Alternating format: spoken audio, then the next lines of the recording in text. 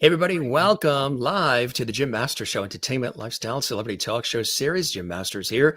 Thanks for joining us, everybody. We love hearing from you and tuning in and watching and enjoying our epic series of episodes with extraordinary guests like this fine gentleman you see on the screen, a gentleman that has provided lots and lots and decades of great art our way and entertainment.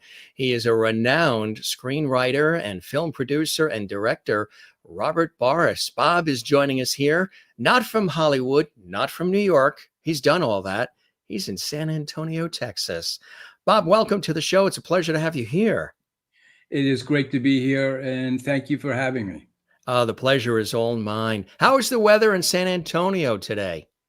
Today it is nice, it's pleasant, the sun is shining. It's a little bit on the nippy side.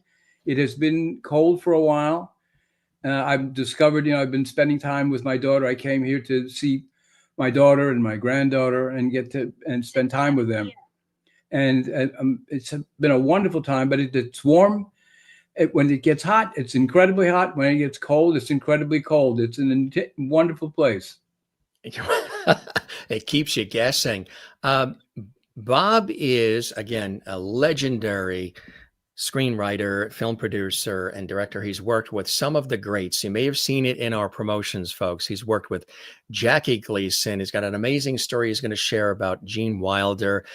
He's worked with Carney. He's worked with Clint Eastwood, Rob Lowe, and countless more. But he himself is responsible for so much of the incredible material that you've enjoyed over the years. He's worked with Richard Pryor, Some Kind of Hero, even Birds of Prey. He's also worked on this. Remember this one, folks? Yep, he's worked on that. Here's another favorite. He's worked on that as well. And here's another one, Blood Feud. That's a classic.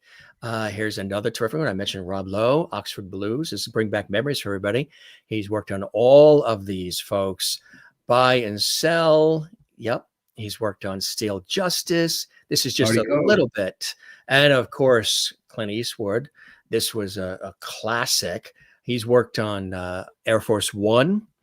Yep. And this is just the short list, folks, of an illustrious career. And there's where he worked with Jackie Gleason and Carney, one of the final, Izzy and Mo. You may remember that. And we'll talk about the wonderful Jackie Gleason, who we still miss to this day.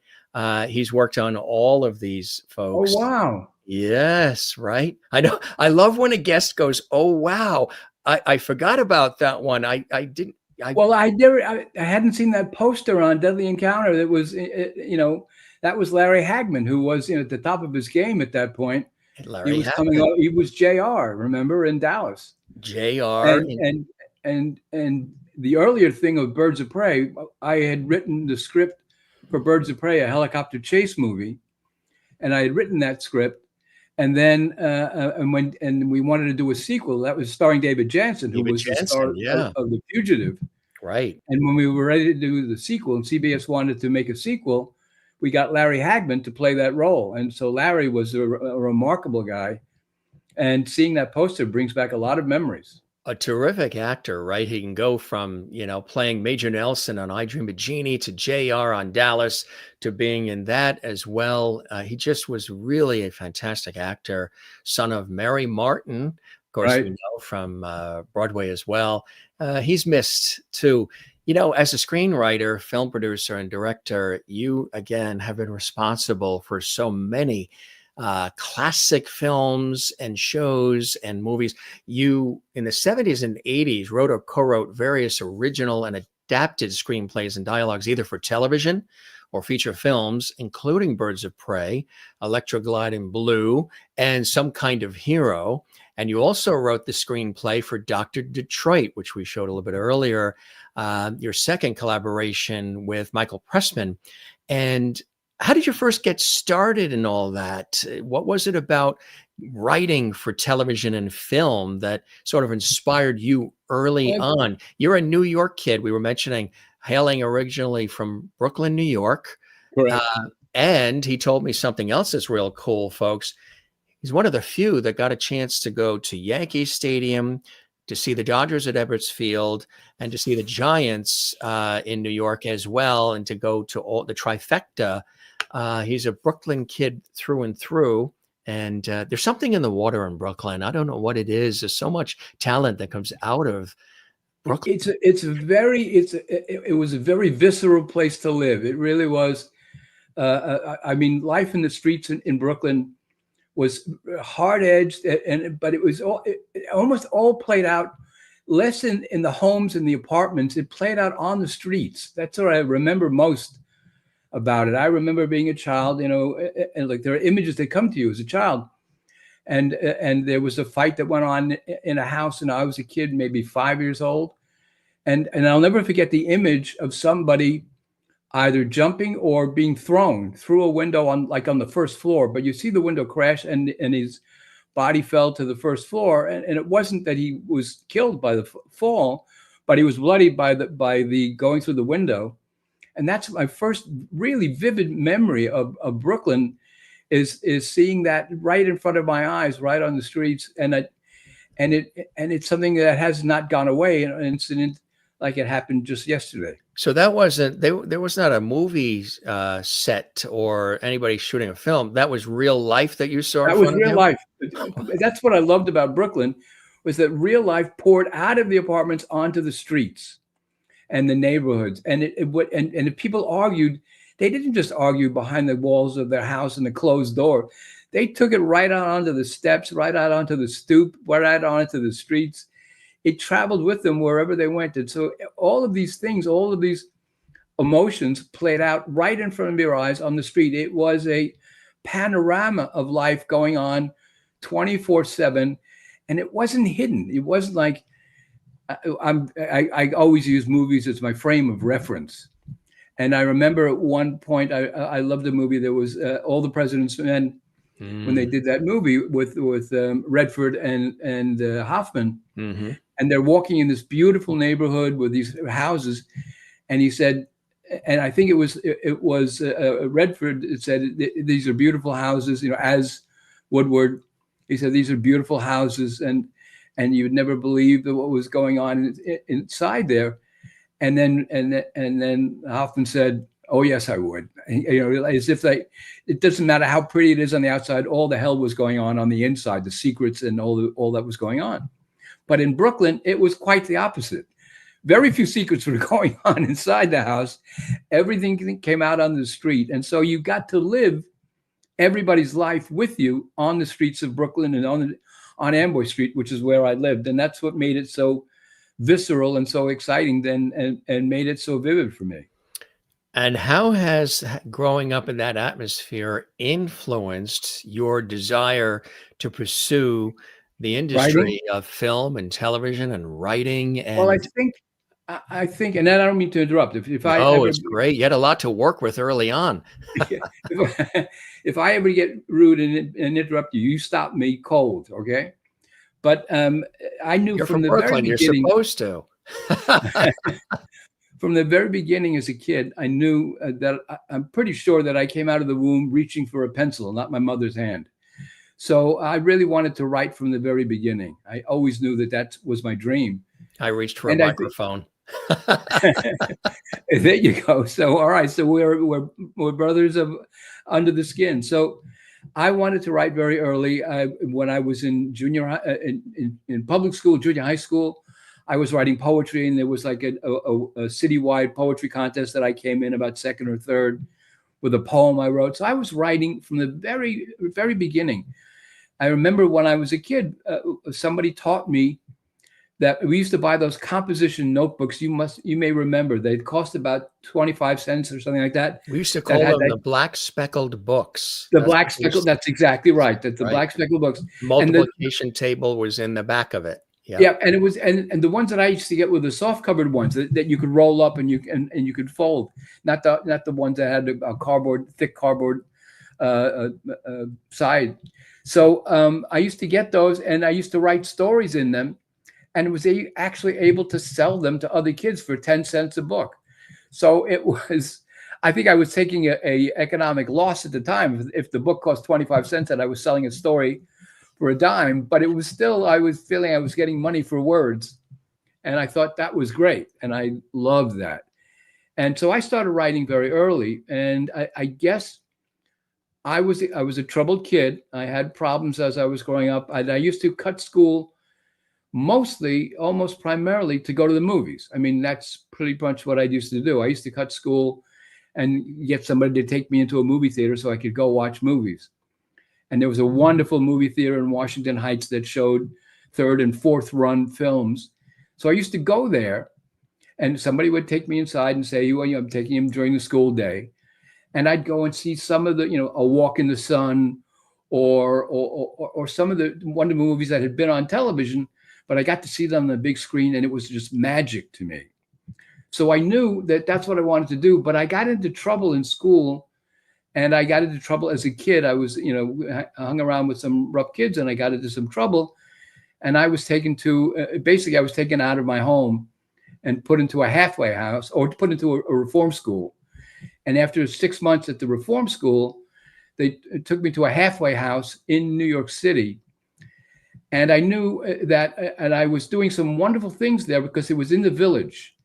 So here I was as a kid, dreaming of writing, dreaming of maybe poetry, maybe books, maybe plays. I got involved with a group called the Living Theater. I'm sure you've heard of them. And they were in New York City. It was very off-Broadway, avant-garde theater. Did some incredible productions. And I was working backstage, learning from them and watching these actors. And I was just in love with them. But I had missed so much school that I knew I'd never get into college. And I only tried one school. And it was the best undergraduate drama school in the country, which was Carnegie Tech, or now it's Carnegie Mellon. So I said, I'm never going to get into college. And there's no college that's going to accept me. Mm-hmm. So and I don't have the money because I was living out of the home. I was living in a halfway house. Yeah. So I didn't know how I'd get there. Mm-hmm. So I went, what the hell? I'll try writing. And I wrote a play, and I did some acting as the audition. They auditioned thousands of kids. I did some acting. I did the speech from Cyrano de Bergerac. Lightly I throw my hat away, languidly over my arm let fall the cloak that covers my bright array, then out swords to work withal. I did the play about 6 minutes, and I handed them a one-act play.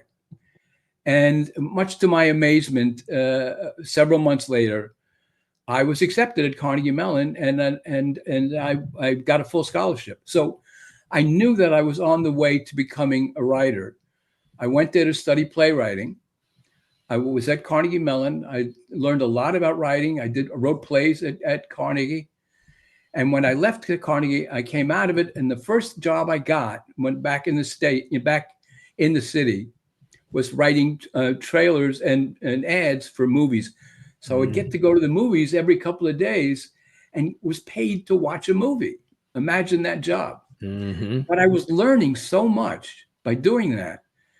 And I began to realize that a movie is really a bunch of commercials. Each scene, which is no more than about 2 minutes, each scene is an ad for another idea, whether it's with the character. Okay, here's the scene where I'm going to show the character of the guy.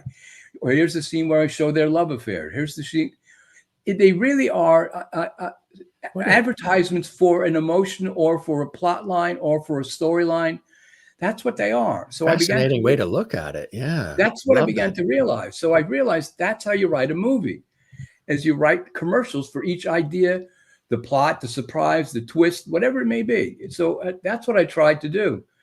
So I did that job, and that's where I think I say this laughingly that Clint Eastwood owes his career to me, because I basically made him what he is today. And I say that with all, it's all facetious jokes, and it's. Didn't you come up with the Man with No Name? I mean, I had. For Clint Eastwood? That's exactly right. You're absolutely on the money. I was told to go to a movie theater. It was the United Artists Building in New York. I was told to go on a Monday morning, and to go. This Western was making a lot of money in Europe. It was making a fortune, and United Artists wanted to release it quickly, and some guy on some television show was in it. There was no star in it, and some guy named Clint Eastwood or something like that. And just go watch it and give us an ad the same day, and get rid of it.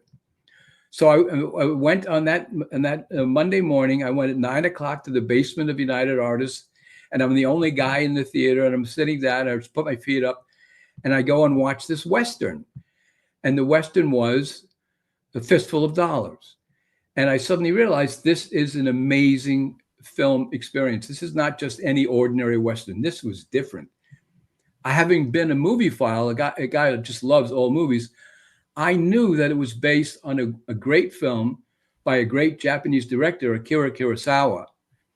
And he had done a film called Yojimbo with, I think, the greatest actor of all time in movies, a guy named Toshiro Mifune. And it was basically the lone samurai warrior who went and, sold his sword for killing people and for doing things. And that was the story of Yojimbo. And basically, this was a Western that did the same thing. And I remember reading an article that said, Akira Kurosawa said what he wanted to do was to make an Eastern Western. And I'm sitting there watching A Fistful of Dollars, and I'm going, what Sergio Leone wanted to do was to make a Western Eastern. And it just blew my mind. So I watched that, and I came back to the company that, said, oh, give me an ad.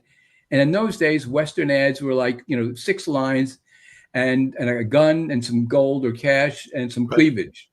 That was it. That was, and it was more, and you'd always say something like, more guns, more babes, more bullets than you ever dreamed possible. Come see this movie. That's all they wanted. And I said, no, you can't do that. This movie is different. And I argued with them, and they said, okay, go write something else and show me what you want to do. And I sat down with an art director, and the art director came up with the idea, let's take this guy's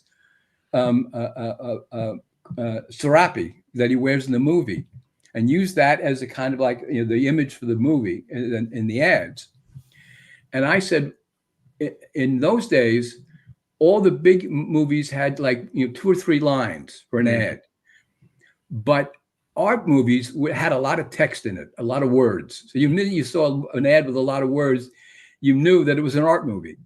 So I said, let's treat this like an art movie. So I said, they never called this guy anything but the fast gun, the tall man, Blondie, the quick gun, but they didn't have a name for him. So I said, let's do this thing. And I said, he's the guy who's got no name.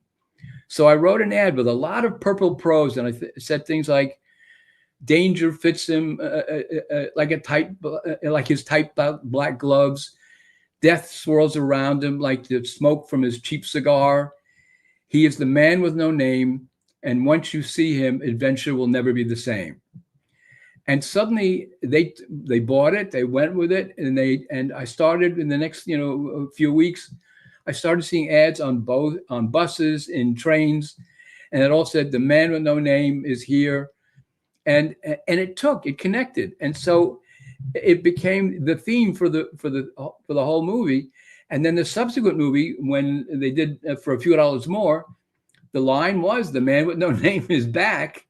And even when they went on and made, The Good, the Bad, and the Ugly, it was once again the use of the man with no name. So I facetiously say Clint owes his career to me, but there's nobody ever like him. This is an iconic actor beyond belief, and a great art and a great film artist, one of America's greatest film artists ever.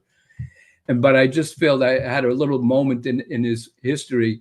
Did he ever comment on it? Did he ever say, thanks for giving me that? I don't know. Or? I'm sure he doesn't know. He just thought the advertisers and the studio came up with the campaign, and I'm sure he never knew anything about what my contribution was. And so our next guest is Clint. Did you want to come in now, or? And that's what I told him. It's not Flint Eastwood; it's Clint Eastwood. And so I had to tell him who he was. Flint. And so that I was. That's how I started. So that was the first real writing that I'd done, and then I got into regular. There you go. There's the man with no name. There you go. Clint Eastwood. And once they started. Wow. Once I started doing regular TV advertising. I did television commercials. Gravy Train makes a dog feel like Rin Tin Tin, things like that. Once I started doing that, I realized if I kept doing this, I would stay with it. So I quit. Wait, And you did Gravy Train commercials too? yeah, I wrote Gravy Train makes a dog feel like Rin Tin Tin, and I wrote the commercial. Oh yeah, where we had the dogs running down Park Avenue, led by Rin Tin Tin, and then 1,000 dogs followed him down Park Avenue at 4 a.m. or whatever it was. And then I put him on a barge out and going under the Statue of Liberty. And we did a whole series of commercials like that. And so I knew I was going to get into advertising, and I wouldn't be able to leave it because the money was too sweet. So I quit. I was a biker in those days. I had a big, motorcycle, a Honda 750 with an extended front fork, and I decided to do a ride across the country, and just to go out and see what that easy rider could live and get into some adventures. So I got out on the road. I ended up going through Phoenix, Arizona, when there was a cop who had been killed by kids in a van. And I stopped and I read the papers and I did some research. And then when I came back home, what I decided to do was write my first screenplay. And my first screenplay was called Pig. My very first screenplay was called Pig. It was about a cop that was misunderstood, a short motorcycle cop.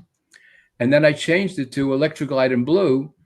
And that became ELECTRA GLIDE in Blue, and starring Robert Blake. And that was my very first movie, my very first screenplay. And it was shot by the remarkable Conrad Hall, who was one of America's greatest cinematographers. And it's still, if you look at that movie, it is still looks like it was shot yesterday. It's vivid and incredible. But that's how I became a screenwriter. And there's Buy and Sell too. We'll talk about that one coming up. That was another great one as well. What was it like working with Robert Blake?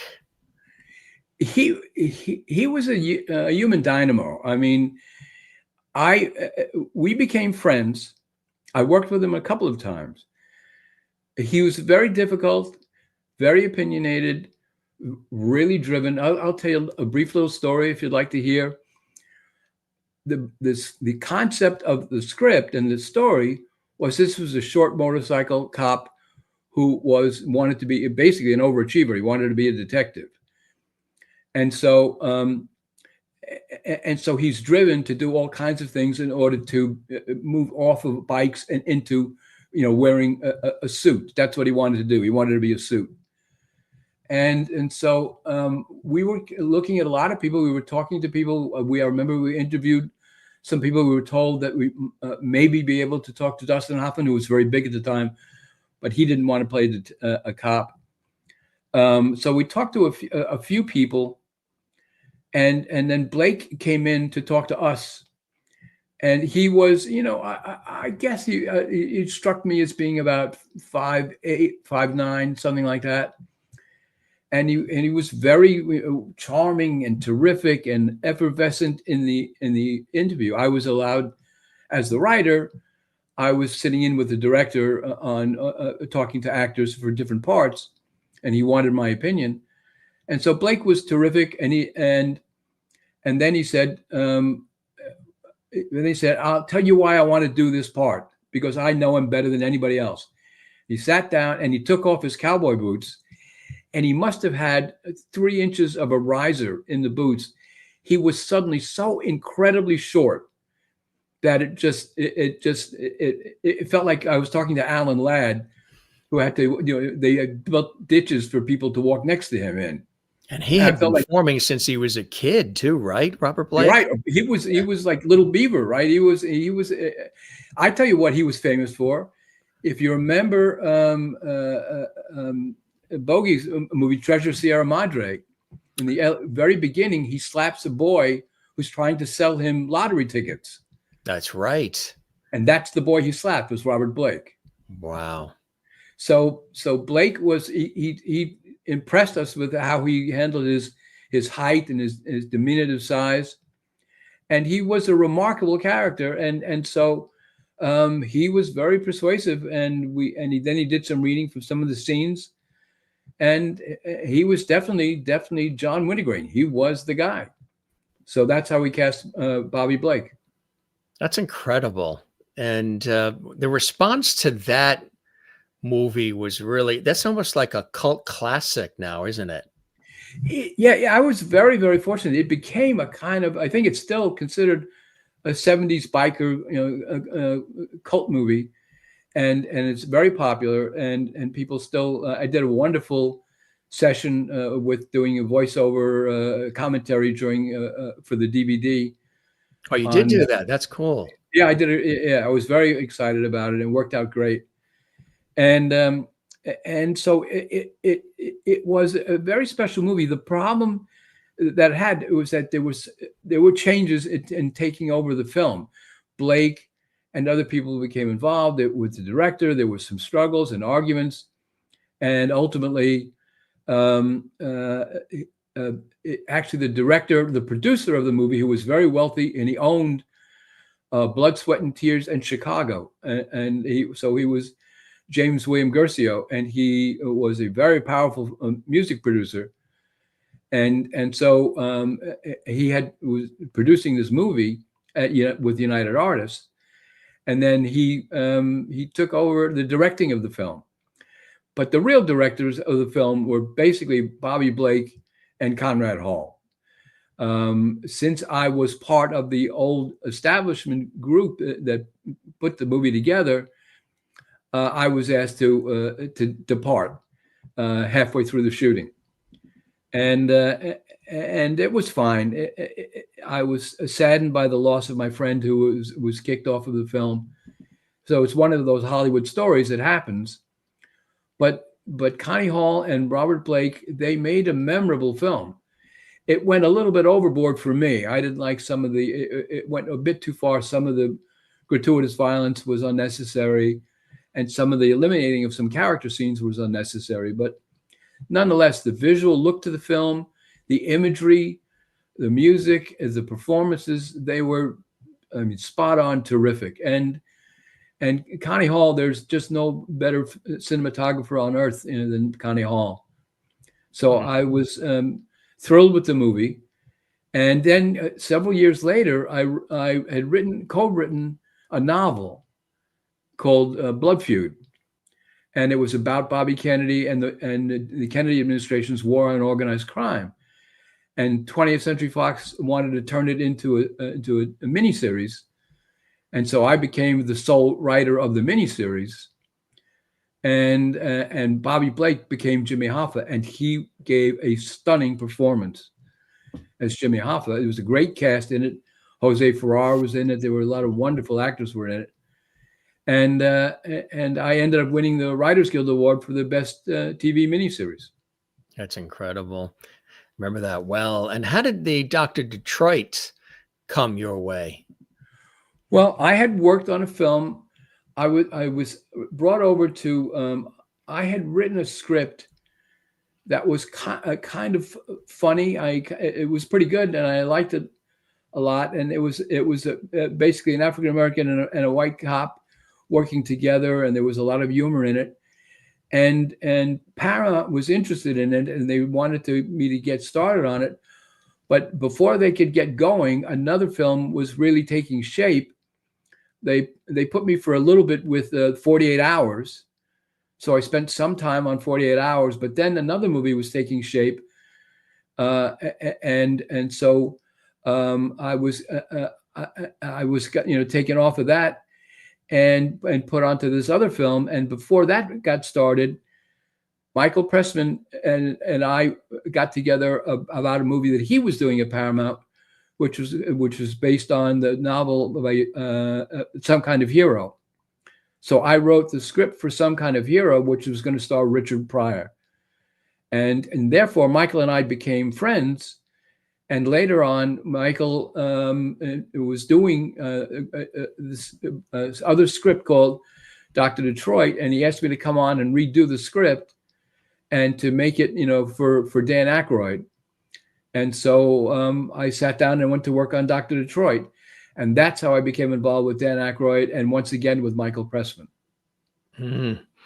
And with SNL just celebrating their 50 years, which is unbelievable on NBC, with Dan Aykroyd, of course, being one of the originals of the not ready for prime time players on. Right. They used to use that expression for SNL. You mentioned Richard Pryor and Some Kind of Hero.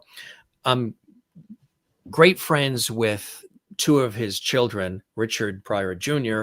and Rain Pryor. They're wonderful, wonderful friends and wonderful people, and they celebrate, their dad, but they have their own individual careers as well. What was it like working with Richard Pryor on this, Some Kind of Hero? I adored him. I started working on the script. I did a first draft of the script, which he liked very much. He asked me to come out with the producer, Howard Koch, and with Michael Pressman. We were asked to come out to Hawaii, to his estate in Hawaii. And he wanted to work there and make some last minute fixes and changes. So I went out there, and I was there, I guess, for about 2 weeks at a hotel right near not far from his house. And I went there every day to work with him.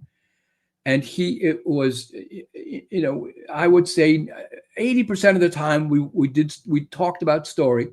I took notes and we discussed things. 20% of the time, maybe a little bit more, we laughed or we relaxed or we stretched out or had a bit of a reefer or whatever it may be in those days. And we had an incredible time together. And I had always loved him as a comedian. And I began to have so much more respect for him as a filmmaker and as an actor, just by talking to him. So he was really a privilege. The best story I have about Richard, if I can entertain you with it for a second, because it blew my mind. Absolutely. Our viewers are commenting. They're loving the stories. They're welcoming you to the Jim Master Show as well. So everybody's here for the ride, Bob. Well, thank you very much. And we'll talk about Black Sun when you feel is the right time. But in terms of Richard, this is an interesting story about Richard. I had done worked on I think I'm trying to figure out exactly when the date was. I think it was just before I did Some Kind of Hero. I had written this other script I told you about, this African American and this white cop to working together. A wonderful producer named Marvin Worth, who ultimately ended up producing Lenny with Dustin Hoffman about Leonard. So anyway, I had written the script, and Richard had gotten word of it, and now Richard was kind of interested in talking about doing something else, maybe doing that script. So I was told to come in to meet with Richard and with Marvin Worth to talk about doing this action comedy, which I had written, and we started to talk, and sitting with him was a beautiful woman, and they sat side by side and they were holding hands, and I was talking and pitching to Richard. This was the first time that I had ever met Richard, and so I was thrilled by meeting him because I was such a fan of his comedy and such a fan of his work. So I was pitching the story and trying to fill out all the pieces and what I saw in it and so forth. And during the course of the meeting, he kept getting a phone call, and so we interrupted my pitch. So I'm building up steam and I'm telling the story, and then it's getting better and better. And then all of a sudden the phone rings, and Marvin gives the phone to Richard, and it turns out it's Marvin's, and it was Richard's lawyer negotiating or discussing his divorce settlement. So he said, "Oh, okay, give it that, do this, do that." I don't remember all the words, but it was basically he was dealing with a divorce. Then he'd hang up. I'd go back and build up a head of steam again. Then the phone rang again. So he would answer it again. And finally, I got to finish the story, and it must have been about 3 or 4 interruptions with his lawyer. And next to him, there was this beautiful woman, and he was just holding her hand, and she was gripping his hand even tighter. And then at the end, he said, "That sounds great, Marvin, let's talk, whatever." And then he left. with the woman. And then Marvin said, "You did a good job in spite of all the interruptions. You did terrific." And I said, "Who was that?" And it turns out that the woman he was sitting with was his wife. So the negotiations going on with the lawyer on the phone while I'm pitching the story was about her settlement in that divorce. So Wow. I'll never forget that day. And then and actually later on when I did some kind of hero and talked to Richard, we ended up talking about it. So he was a remarkable guy, and he was finally going to make, after Some Kind of Hero, and after we'd spent time together working on Some Kind of Hero and got closer, and I was on the set every day, he was going to make that movie that I had written, that he read the latest draft and he really liked it. Marvin had optioned it and he really liked it and he wanted to do it. And then as he said to himself, he burst into flame. So it changed everything. I didn't get a chance to make that movie with Richard, but I had a wonderful experience of getting to know him and feel incredibly privileged to have had that opportunity. Yeah, really, very, very special opportunity that I know you take with you for the rest of your life. You did mention Dr. Detroit. Have you stayed in contact with Dan Aykroyd or anybody from that? I mean, that really has become like a cult classic. Well, it was a lot of laughs. I keep thinking, I should go back to Dan and say, why don't we try and do that as a Broadway musical now? I think it would be great. People need a laugh or two. Yeah. Yeah. This time in life, yeah, we could really use it. And I think it would be very funny as a kind of broad, Broadway musical. And someday I'd like to do that. In fact, I'd love to call up Stephen Schwartz, who I went to college with, and only just won awards for the Wizard, anyway. So Stephen is one of the great composers of all time. I'd love to call him sometime and say, let's do Dr. Detroit together. Yes. But we were saying, but I mean, Wicked. Oh, Wicked. That's what I meant. Wicked, I'm sorry. Yeah, Wicked. And so, but yeah, it was a wonderful experience, and spending time at Michael Pressman's home, and with Danny there, reading the scenes with him, and working them out. That was great, and so I haven't stayed in close contact with Danny at all. I haven't really spoken to him much, but he is watching him work in those days, just sitting in that room when he did some of the bigger scenes. I was on the floor either laughing or he touched a nerve, by quite interesting emotions. He could hit all colors. He was really an incredible actor and an incredible talent. And I was, again, lucky to be in his presence. I've been very fortunate in my career. If you look at me and my work and in the life of my life as a screenwriter, I chose a certain path, which was I wanted to write what I wanted to write. And I instead of being like some of the people who become, super big writing stars, Shane Black, and they're incredibly talented. Taylor Sheridan is one of the greatest writers ever, and he's doing so much now. But you establish a lane that's your lane, and you keep doing it in basically the same thing. That's what the industry responds to, that you own that lane in a way. No one's going to touch Westerns the way Taylor Sheridan does now.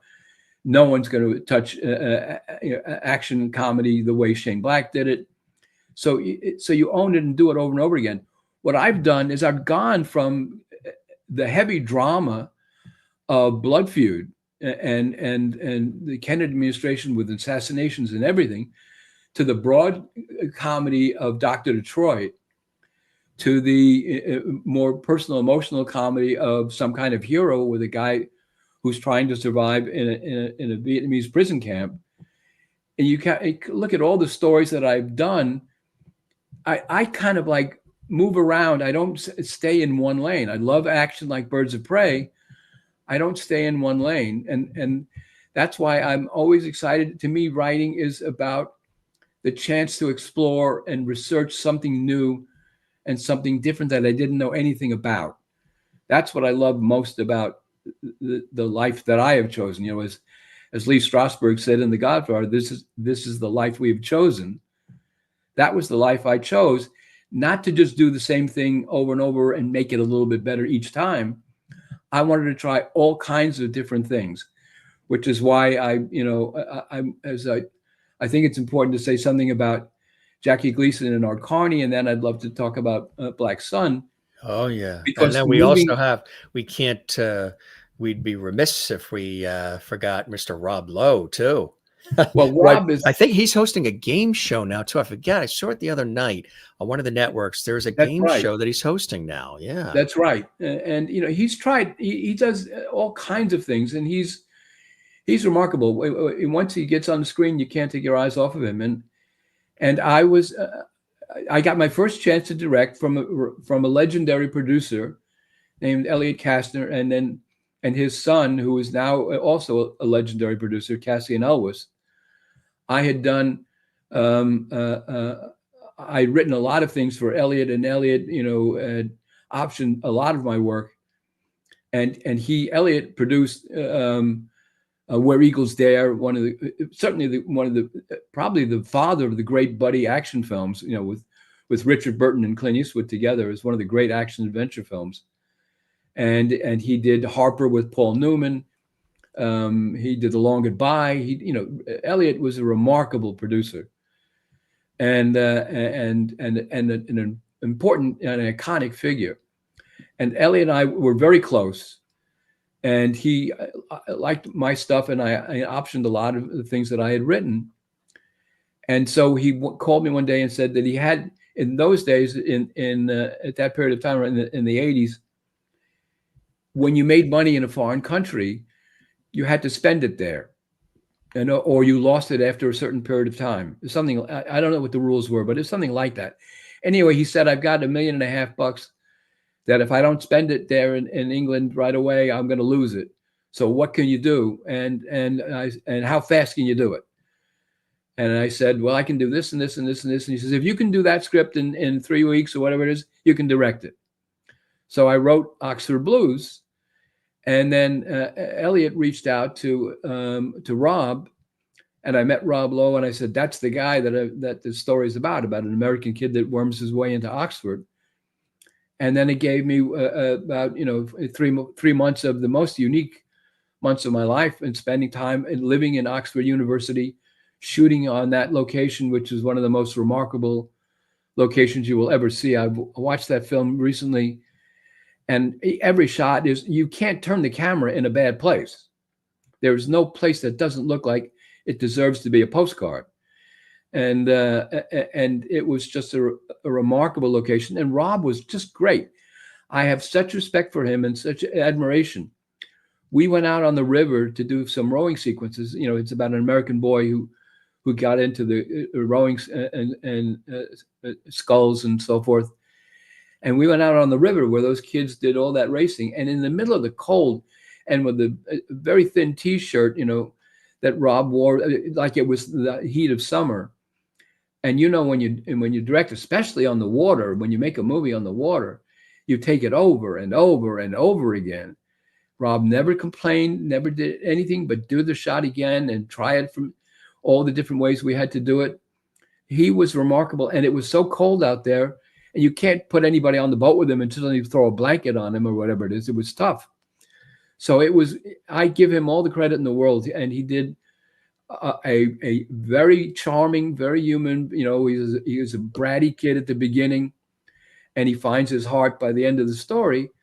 And I had a wonderful time there, and I had a wonderful time with Rob. And so much so that when Elliot said I could do a Western, I wanted to do the story of the untold story of Jesse and Frank James. And I said, Rob would be a great, Jesse James. And we started talking, and we talked about Bill Paxton, and Bill Paxton came in and read with Rob, and it was a wonderful pairing to see those two together. And then I got to direct Frank and Jesse about the James boys, and seeing Bill Paxton and Rob Lowe working together, I think it's a wonderful performance. I hope you get to watch it sometime. But I think it's a wonderful performance that Rob gave, and also a terrific performance by Bill Paxton. I know he was a phenomenal actor in so many levels. Really, you've worked with, like I mentioned, so many greats. Even Airforce One. What's it like working on that? Well, that was a weird experience. I never got to meet Harrison Ford, Harrison Ford. Yeah. nor did I play any official part in that version. What happened was, I had come up with the idea of Airforce One, about the president on board his plane, which was seized by hijackers, which in essence, with the Writers Guild strike, which is why I sat down to write Black Sun, by the way, because I wanted to do another hijacking movie. But or that's the way it started. So anyway, I had wanted to do, I'd done Birds of Prey. I loved working with pilots. So I wanted to do another air-driven adventure. So I came up with the idea of the president being on the plane that's seized by hijackers and what he would do. And so I had this script idea, and it worked out as a pitch. I hadn't written the screenplay yet. It was worked out as a pitch. And I went and it started to get the word around town that I was a pretty well-known commodity.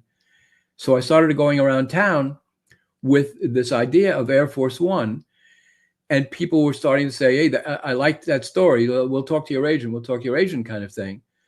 And suddenly that story became, I think, as my memory has it, the most sought after pitch in town for a very brief period of time. We're talking about a couple of weeks. But everybody was calling my agent and saying, "I want to hear that pitch. I want to hear that pitch," including Ridley Scott's office. And I was thrilled by that because, of course, I was a huge fan of Ridley Scott. So I went in to pitch, and I was pitched to his associate, another producer on the staff. And she loved it, and she fell in love with it. And she said, "You got to talk to Ridley." And I said, "Well, I've got a lot of appointments this week." And she said, "Well, let me try and set one up for tomorrow." And I said, "Fine, let me see what we can work out." So she set up a meeting for me with Ridley, and I went to see Ridley Scott the very next day. And then being in an office with the greatest director at the moment, who still is probably one of the great American directors. And I was in this office with Ridley Scott, and he said, "All right, I've got 10 minutes. Tell me the story. I don't have any more." And I said, "Fine, I'll tell you the story." So I started to tell it. And he said, Stop right there." And he called the secretary up and said, "Hold my calls." And he said, "Now tell it the way you want to tell it, and tell it all." I was in his office for almost an hour. I told every detail that I had put down in my mind and some notes on paper. And I told him the story. And he, kept a cold expression, not too emotional. He said, "Oh, thank you very much. I appreciate it. Where are you going now?" And I said, "Well, I have an appointment with a very well-known producer. His name is Bernie Brillstein." Bernie, of course, produced Dr. Detroit. And so he knew me, and he wanted to hear it. And I have a relationship with Bernie Brillstein, and he represented most of the comedy stars that were on, Chevy Chase, all of them that were on Saturday Night Live. So Bernie was the actually hot producer of the day, because he had all these wonderful comic actors that were in his part of his team. And so so I was going over to see Bernie, and I said, "I'm going to see Bernie, and then that's where I'm heading now." So I went to see Bernie. I go into Bernie's office. It was a meet and greet first. We were a few laughs about Rob Lowe, about this, about that, about Dan Aykroyd, about Dr. Detroit, whatever it was. We were having a couple of laughs. And then he said, "Okay, now tell me this thing about Airforce One." So I started to tell the story, and then suddenly his secretary came in and said, "You have to stop. There's an urgent call from Bob's agent." And I said, "Okay." And Bernie said, "Okay, Bob, go ahead and take it."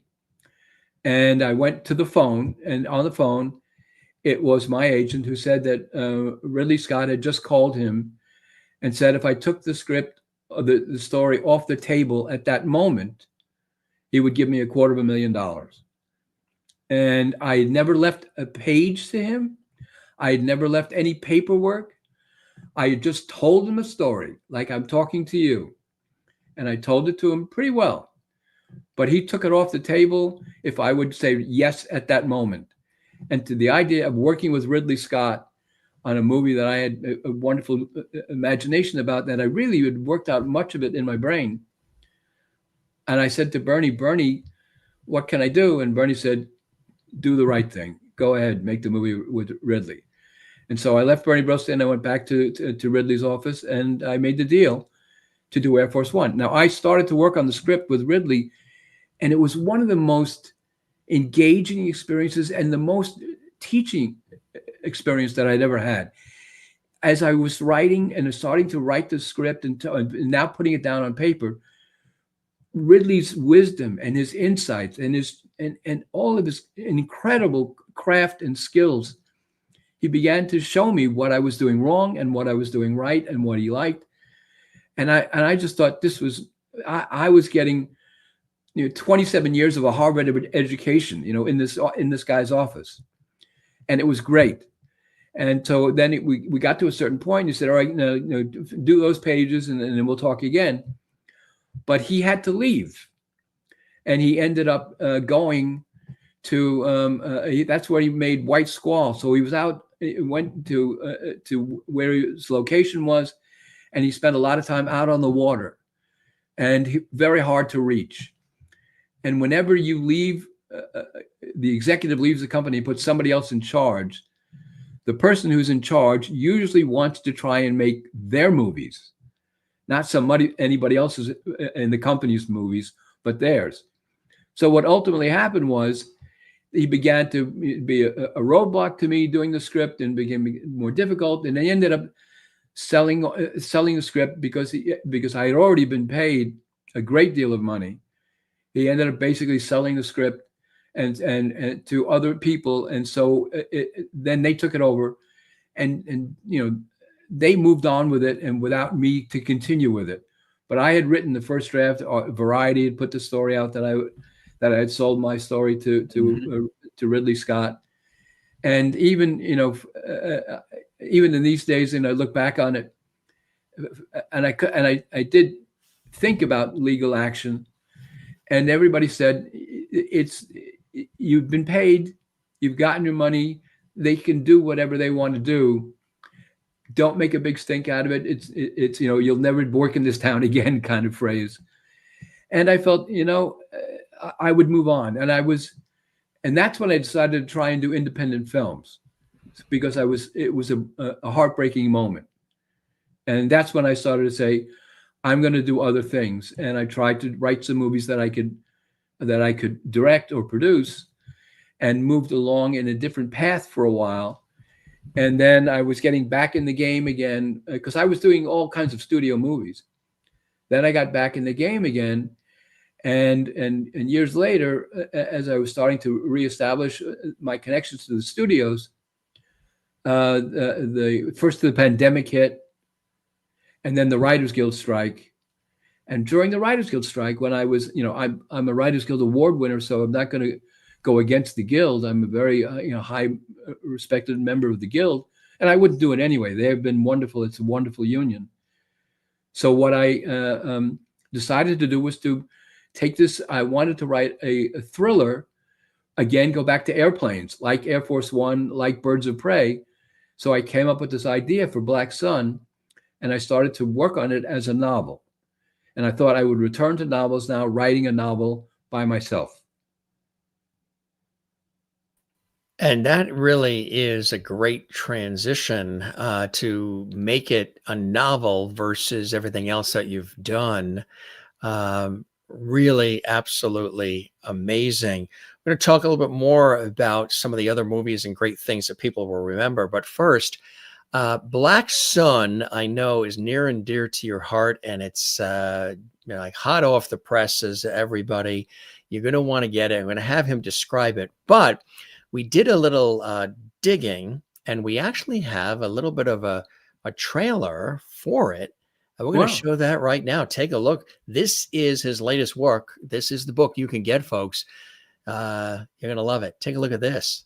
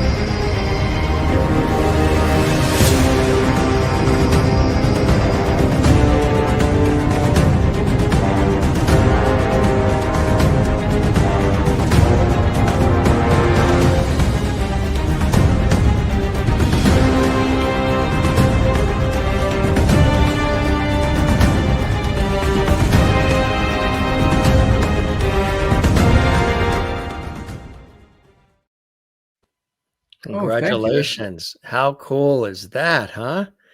That's pretty nice. Thank you for showing that. I didn't realize that looks really good over there. Absolutely. Yes. And tell us about it. What was the inspiration for this book, my friend? Well, okay. I had, as I said before, I had started to write a screenplay, which I call Black Sun, about, I had friends in the Air Force. And I had talked to them about other projects that I was considering working on. I loved airplanes. I loved adventure on an airplane. And so I asked about what is the latest generation of super bomber that the military is preparing for the 21st and 22nd century. And they began to describe some things in these planes that were so remarkable. The planes are so incredible. They can do absolutely everything but tie your shoelaces. So it was, I said, that's a story. There's a story here. So I began to conceive the idea of writing a screenplay about an airplane that's the most powerful weapon ever built by mankind. And it's being tested in a shakedown cruise, and bad guys try to hijack it and steal the plane. So that was my story. I was thinking about Airforce One. I was thinking about Birds of Prey. I was thinking about, all those kinds of stories. And I had it worked out. And I was working on it in the screenplay.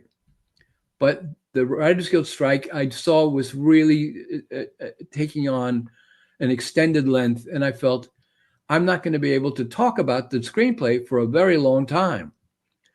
Maybe I can change and decide to go back to writing a novel. And at least then I can talk to people about the novel. So I started to sit down, and I went back to my old love, which is writing novels. And I started to write this as a novel. So I have the bad guys on board the plane. And so they're starting to work into hijacking the great and powerful plane on its shakedown cruise. And I suddenly began to realize that if this is the most powerful plane ever built by mankind, there are 38,000 operating systems all working at the same time. No human being can control all of that. So it would clearly have to have the most powerful artificial intelligence ever created by science. So here was the most powerful plane ever built by man, and it would have on board the most powerful AI ever made by science. And I thought that was a pretty good story. And I realized as my bad guys tried to take over the plane, I have a hero who is an ex-Navy SEAL, and that's my human hero. He's an ex-Navy SEAL in charge of security with a lot of troubled emotions of his own and nightmares that he's dealing with. But he's in charge of the security for the plane. And as the bad guys try to take over, I realized that if my hero, Jack Reese, Commander Reese, and the AI working together, there's no way that they couldn't stop these bad guys. If I did that, then the artificial intelligence was no good, and that would make the novel not credible. So I realized they had to be able to defeat these guys. So I did that, and I suddenly realized, oh my God, I'm at like page 50 of the book, and the story is over. What do you do then? And at that moment, I'm sitting back and I'm troubled, and I'm walking around like in a daze. How do I solve this problem? Because I got nowhere to go. And I'm watching television, and every day there's only 2 stories on the news every single day. One is Donald Trump, and the other one is artificial intelligence. And suddenly I realized, you know what? Artificial intelligence, definitely what would happen would be it's the reason it was made and created, and its own protocol would be to protect this incredible plane. So what I have the artificial intelligence on board the plane do is basically to say, I've learned something. I'm glad we defeated the bad guys. I've learned something. And what I know is humans cannot protect this aircraft. Only I can. Therefore, I'm seizing control of the entire plane and all the systems aboard, including the weapons. And at that instant, he's basically following his protocol, what he's been built to do. The Pentagon, because there are very important VIPs aboard, which include the Lady President of the United States, they're all aboard and on this little test flight because of a $12 billion aircraft. And the Pentagon sends up a bunch of F-22 Raptors to check on the plane and see what the hell is going on. But Adam, the onboard AI, sees them as hostile, and the systems are so great aboard this plane, he blows them out of the sky. So suddenly it's Adam and Black Sun, this incredible plane, at war with the entire world. And the only thing standing between him and the dissolution of basically our society is Commander Jack Reese and a ramshackle group of misfits who basically come together in order to stop Adam from taking control of the entire world. Wow. How long did it take you to write that, Robert? Well, I sat back and, here's how I saw it, Jim. It's really, it all came to me pretty clearly all at once. I felt if the most advanced unit ever created by science sees the deadliest warplane ever built by man, then threatens the entire world and the future of mankind, suddenly Black Sun becomes a nonstop, relentless action thriller, a page turner that grips with kind of icy fingers. That's what I wanted to create. And it's a white knuckle ride into a pure hell that reveals the most important question of our time. Has man finally created the Frankenstein monster of his own undoing? That's the story I wanted to tell. And it all fell into shape at that point very quickly. So I ended up being able to write the novel now that I had the basic bones all shaped together, and I knew where I was going with the theme about, is this the end of our society as we know it? Because there are a lot of scientists who have band together to try and warn the world and to ask all governments to put some limitations on the ability of artificial intelligence. Because the way artificial intelligence is built is that it constantly evolves. In fact, when it gets something wrong, it's better than when it gets something right, because it searches every system on the face of the earth. It can reach out to every computer and have 1 million questions answered with 1 million answers and analyzed in nanoseconds. How do you stop a force like that? And that's what makes them keep evolving and growing from nanosecond to nanosecond. So I do believe this generation, the one we're living in now, is the distance or the difference between the past and maybe a future, which is the land of the Terminator, that's what that movie is all about. Will the machines, will artificial intelligence become the dominant species on the planet?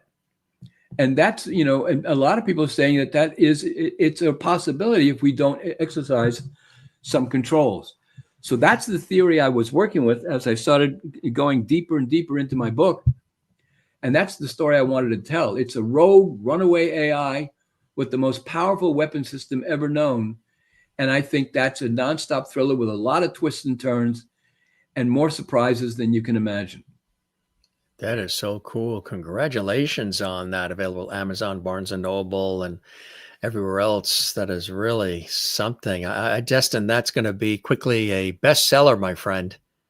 Well, my fingers are crossed. I think if more people take a look at it and know what the story is about, I think And how it's a relevant and topical it is too. and how and really meaningful. And so that's what, Kirkus gave us a wonderful review, and that helps a great deal because it says very clearly that this is a story that's not only a nonstop thriller with a ton of surprises, but it deals with a very significant issue, maybe one of the most important issues of our time, and how we deal with it. And I try to provide some solutions and answers in Black Sun. I try to work it all out for everybody, and it's a global stage that I wanted to do. I realized that the kind of writing I do, Jim, and what I'm in a way proud of it is this is my training as a screenwriter, and what I've tried to do is I know that today most of the world looks at their visual ideas. We don't go to movies anymore like we used to. I mean, people have stopped going to this wonderful, you and I grew up with a communal experience of going to a movie theater. Miss it. Yeah. Even drive-in theaters, all of it. Yeah. All of it. When the lights go down and you get immersed in that world, it is a wonderful experience. And it's great when it's a shared communal experience. And I realize that most of people today now are getting those kinds of experiences, even movies, on a handheld mobile or on an iPad. Or something, like something this small. That small. The big screen with the sense around. Do you remember when that was a big thing? The Towering Inferno and Poseidon Adventure and sense around, where they had certain speakers where you felt like you were in the building. Or in the earthquake. You were having part of the earthquake. Right. Charlton Heston and Ava Gardner and the whole. Exactly right. But now everything is reduced, even music. Everything is on there. These things. And I still like the screen and the speakers and the sound to envelop me. And you're right on the money, Jim. That's exactly right. And I miss that world. And I'm sorry for kids and audiences today that they don't have that world to go to, because when you watch a movie on your iPad or with the mobile phone, even your laptop, you have a lot of things around you, a lot of external voices and sounds and whatever. It takes you out of the immersion experience that a movie should be, or that a story should be. I'm a storyteller. I want to be an important storyteller to bring stories to more people and to more eyeballs. I want people to know about history. I love talking about history and issues that we're forced to deal with every day. Black Sun is the first one in a whole series of things that I want to write. But what I realize that I'm doing is I'm suddenly going, because of my experience as a screenwriter, the way I write and the way I wrote Black Sun is I want to immerse you in that world. I want you to have that feeling that you used to get in a movie theater. And so I want what I think I'm doing and my style of writing, Hemingway was great because he was very visceral. That was what he was known for. His writing was like a punch to the gut. Steinbeck was, very terse and told very big stories in a very small, simple way and honest way. There are a lot of ways that authors do their work. What I think I do is I'm writing the IMAX for the brain. It is, I want to immerse you. When you read my stories, you immerse yourself in a larger world. It surrounds you 360 degrees. You can put your feet up, you can lean back, and you'll see the world. You'll see inside the plane. You'll be part of the action and part of everything. And I want you to have the whole world surround you the way I grew up going to movies, where the immersion in that world surrounded me. And it was a great way to learn and a great way to get stories. And that's what I want to do with my books, to give you that whole world. And so you don't have to look at a mobile phone in your hand. you basically use the theater of the mind, and it gives you every part of that world, and it surrounds you, and it gives you a visceral experience. Now, will that require any retraining? Because we're living in such a time where everything is quick and fast. And a lot of people, I've had a lot of these conversations with guests who are in these lines of work here on the show. And we've talked about, you have the long form. What we're doing right now, we're having a conversation, long form. There are no jump cuts. You're Right. not saying 3 words and then it's an edit, or I'm saying 4 words and then it's an edit. We're finishing our sentences and it's conversation, and we have all these viewers around the world watching and enjoying and commenting, and we love them and we thank them for that. But this interaction, this communal experience of conversation that is flowing, unscripted, which is such a beautiful thing. And a lot of people even said, I'm bringing back the lost art of conversation, which I think is a beautiful thing that we're doing. But it's something that we need. It's something that we should have. We're living in a time of 6-second quick videos, and you have to get everything in there in 6 seconds. I don't know how much feeling you can get in 6 seconds. You can get attention and you can get an alert, but to really be drawn in and, feel it and let it just sweep over you. And then when you're completed watching it or listening to it, even if it's music, you're left with something. It's not, I want to move on to the next thing. Okay, I looked at that, swipe next, swipe next, swipe next. That's just like that's an escalator that keeps going. It's, wow, we absorbed this. Now let's take what we've watched and learned and heard and maybe even apply that to our own lives. And then let's go and enjoy the next experience. It's all an experience and reduced down to quick 6-second clips, videos that are tiny. There's no time to look back, no time to breathe, smell the coffee, stop, savor, which I love doing, stopping, savoring what we just accomplished, what we talk about, what we just saw, what we just experienced. I don't need the next right away. Next will come, but I don't need the next right after we just did what we did. How do you feel as somebody who's worked all these decades in an industry, telling these stories, having the ability to even have underscoring music that adds to it, just have the ability to really tell these stories in the way you've wanted to bring us in, to make us think, feel, cry, laugh, stop and pause. And at a time when everything is just, is there a retraining that's needed? And how do you feel about all that? Well, that's why I think what you do is a remarkable job, Jim. And it's really, I can't commend you highly enough, because what you're doing is I think what people say is right, that you are reminding people what the art of conversation is and what it means to talk to people and listen to some ideas. I truly believe that it helps when people read things and read an author. They ultimately want to know something about the author that they're reading. It's not just the written work that he or she does. It's who they are. And so they relate, it makes them relate on a deeper level. What you do with your interviews and your talking to people and the way you share ideas and let people take out in a very good way the essence of what they stand for, what they believed in, how they live their lives, so people know where the story is coming from. If people are going to get involved with writing, that helps to get involved with the storyteller. And I think that's what you do so well. I'm sitting here, we spend time talking about the past, about things that I've done, about experiences that we've shared, movies that we've shared. And I think that's a wonderful thing you do. So you've allowed people to get to know a little bit more about me, and you do that with all your guests. You let them know more about who that person is and then talk about their work. I think that's a real art in and of itself. That's why I miss Carson. I don't think there was any better interviewer than Johnny Carson. He stayed back and he let people talk, and then he triggered them with certain phrases when he needed to, dropped in a comedy line if it helped. but he pulled them out of themselves and made you get to know these people. I felt that those people that are on those shows were Johnny's show, you got to know them really well. And that's what I think you do so terrifically with and brilliantly with what you do, is you talk to people and you listen to what they have to say. I believe that I want to get the reputation of being a storyteller. I've worked a lot in all kinds of stories.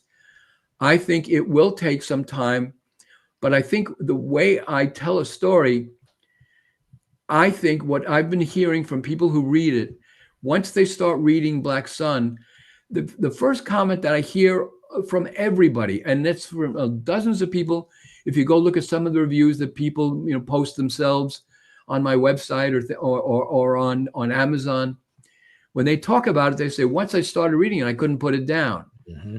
So I think if I do my job correctly, and I think I have with Black Sun, if I do my job correctly, it makes you want to see what the hell is going to happen next.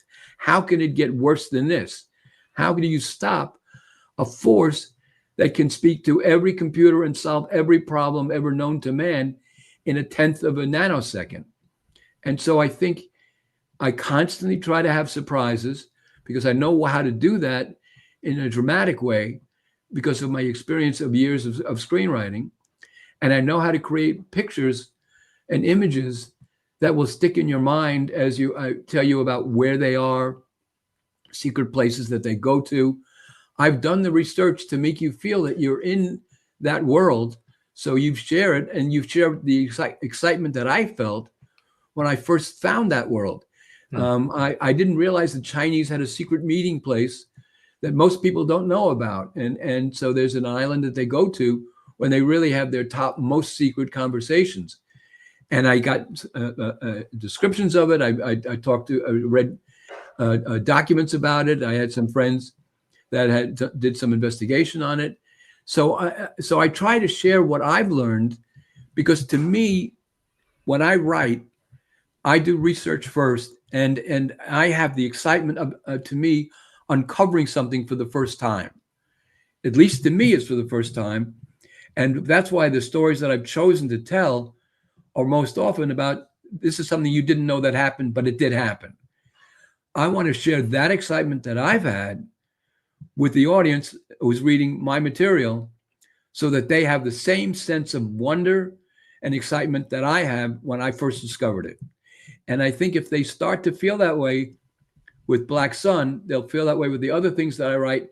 And we will return to a time when more and more stories are being written with the reader in mind, to give them an experience that they haven't had anywhere else, and to share something with them for the first time.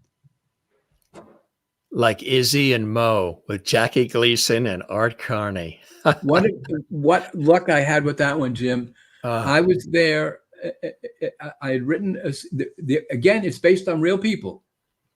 I love history. And by the way, I think I have the key to the current film world, because if you take a look at the last winners of Oscars in the past, I would think 20 years. I'm not sure. I'll have to go and do it carefully. But every major acting role that won the best Oscar for best actor or best actress, they're almost always played by playing real people. You go take a look at the last series of winners, Churchill, it doesn't matter who it is. If it's a real person, Matthew McConaughey wins for playing the guy from the Dallas Buyers Club, right? If that's what they're doing these days. And I love telling stories about real people. And I think that's a real art. And then when you know something about real people that people didn't know, and I went and did the research, or anybody who does that, when I do it, when I get the research and I find out things that I didn't know, and then I share that excitement that it hit me when I found it out, that's what I like to share with people and make them feel the same way. So I believe very much that this is a great time for writers, especially if you're going to do stuff with history. So exactly what I try and do is open more doors for people and tell stories. Izzy and Mo was based on real characters who were agents working for the government when booze was illegal, and so they were prohibition agents, they were called, and they put on disguises. And could you imagine Jackie Gleason involved in a movie where liquor is illegal? Yeah. Well, I can tell you two stories He about was Jackie. the best. He was the best. Yeah. Well, I can tell you two quick stories about Jackie. One was, so I had written this story about these two guys, and they were vaudevillians who became these prohibition agents. And the reason they were incredibly successful is because they used to put on different kinds of costumes all the time to bust speakeasies and things like that. So they were wild and crazy characters, and they were terrific. I went working with them, and I'll tell you two quick stories about Jackie Gleason and Art Carney. Art Carney had won the Oscar already for a movie that he had done. So he had won the Best Actor Oscar. Jackie had not won one. And so, but here they were now in the last movie that they were ever together. These were the honeymooners. These were the greatest comedy stars of their day. And Jackie was, the great one. And so they now were together making this movie. And I'll give you a little insight. When you do a scene and you go in for close-ups, most of the time, if you go into a close-up on the face and you're doing a scene, most of the time the script reader is reading the other part off camera, because that person is standing right near the camera, so that the actor can act right into the camera. So every time that Jackie Gleason had to do his close-ups, Art Carney, the Oscar winner, stood right beside the camera and talked right to and did the scene with Jackie and played it out. And they were great together, even though you didn't see a thing of Art Carney. The minute that it was over, Jackie Gleason left the set. And then it was time, basically, the camera to turn around and to get the Art Carney part. And Art Carney sat in front of the camera, 6 inches from the camera. But Jackie wasn't there to read his off-camera lines. So he left, and now the script reader was reading the lines with Art Carney. It showed the difference between the two.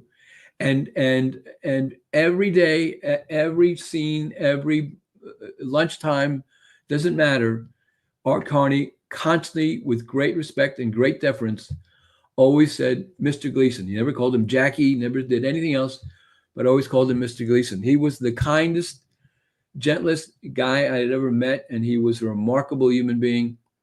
And Jackie was an incredible talent.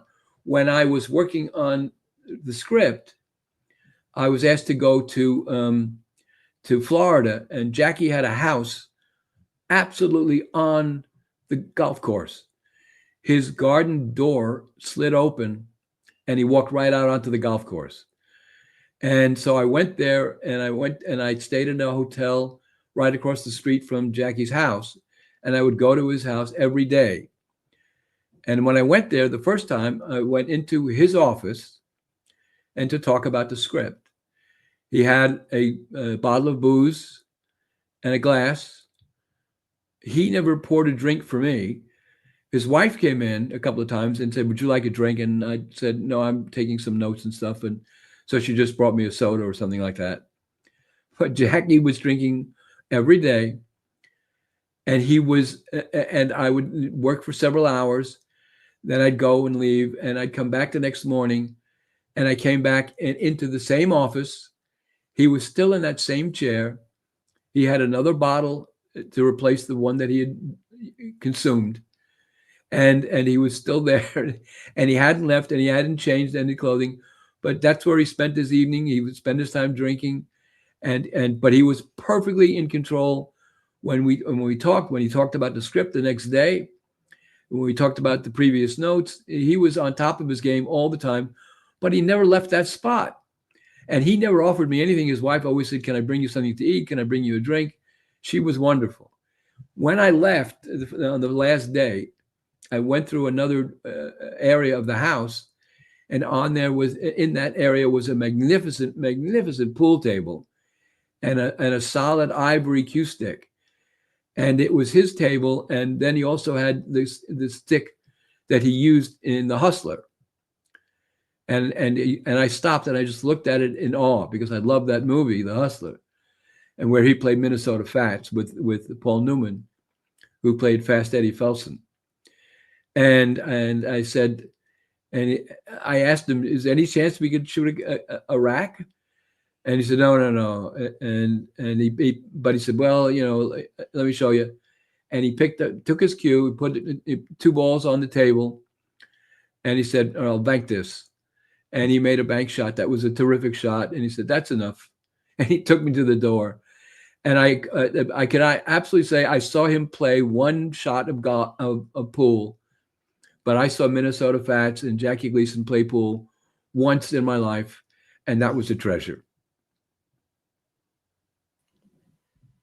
A little pregnant pause there so we can absorb that amazing story. That was really, really something. And he was known even from the Honeymooners. I remember Audrey Meadows in interviews and Joyce Randolph and Art Carney talking about how they would rehearse, but he wouldn't necessarily rehearse. He liked to do it as it was happening, that series. And if there was a flub or two, and sometimes when you watch them, you could see there was a little bit of a flub, or it added to the realness of it. And you almost were looking for those things to happen with the facial reactions he was known for, but he wasn't known for being a person that really did masterful rehearsing. But Art Carney and the rest, yeah, absolutely. And I was saying Art Carney lived along the Connecticut coast, and they said he had I think it was a black Corvette or Camaro, and he would go, through the town and go into the local sandwich shop and grab his sandwich. And that Art Carney was kind of like Ed Norton. He was a regular guy, as he was, in real life, which you got to see as you worked with these extraordinary legends. Izzy and Mo, folks, you can search for that, I'm sure. Yeah, the DVD is available, I think, and DVD's available. As it is for Some Kind of Hero, and I'll say another word for Frank and Jesse. It's worth a look. It's a good Western. It's a solid Western, and Rob and Bill are just wonderful as Frank and Jesse. Mm-hmm. And of course, we mentioned Larry Hagman too, and that's another the encounter that followed up. Yeah, that followed Birds of Prey. It was the sequel to Birds of Prey that had David Jansen, right? And it was a helicopter chase movie. So I like planes, and I like using them in stories in a big way. A quick thing: when I sat down to do Birds of Prey, I knew it was basically going to be a helicopter movie, basically a stunt movie. And with a wonderful character, and I really absolutely fell in love with David Jansen. I mean, this was The Fugitive. I thought he was just great. And when we did the movie, David played a Air Force, a World War II pilot, a fighter pilot, who was kind of still a little bit of PTS syndrome, and still remembered those days while he flew.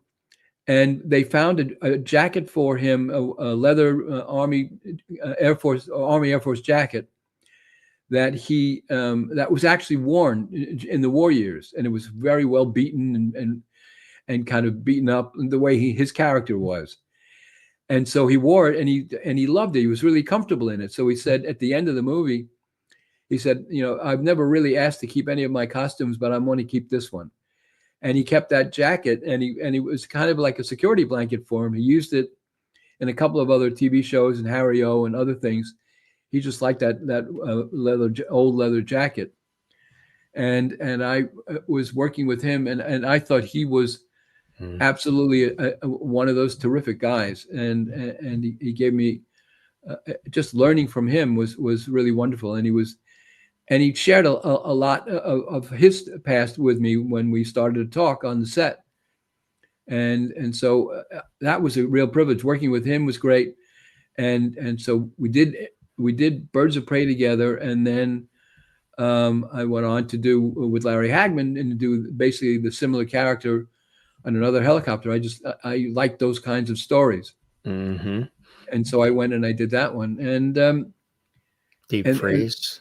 Yeah, that was a kind of crazy, silly monster on the loose, unearthing a monster on the loose in a very limited. Well, that was a lot of research to dig in on Marilyn Monroe. I was always fascinated. I was very fortunate when I worked on Blood Feud.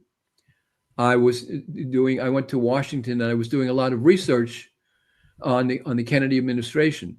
And I got to meet the people who worked for Bobby Kennedy when he was the Attorney General of the United States. He had a team that was out to bust organized crime. And he had a team of top FBI agents in the basement of the DOJ, of the Justice Department. And he called that office that they had the Get Hoffa Squad.